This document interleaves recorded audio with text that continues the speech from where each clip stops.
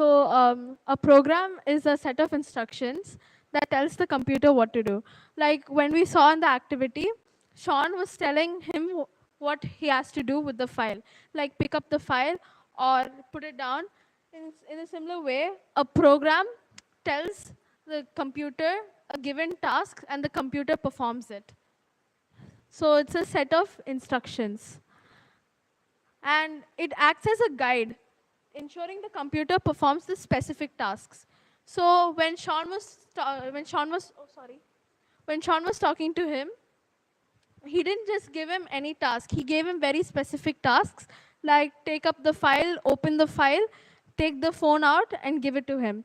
So Sean was acting as a guide to him, and likewise, a program acts as a guide to the computer, and it helps him perform specific tasks.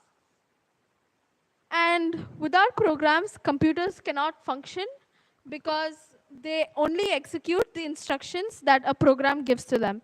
So without Sean telling him what to do, he was completely idle. And he couldn't do anything because there was no instructions given to him.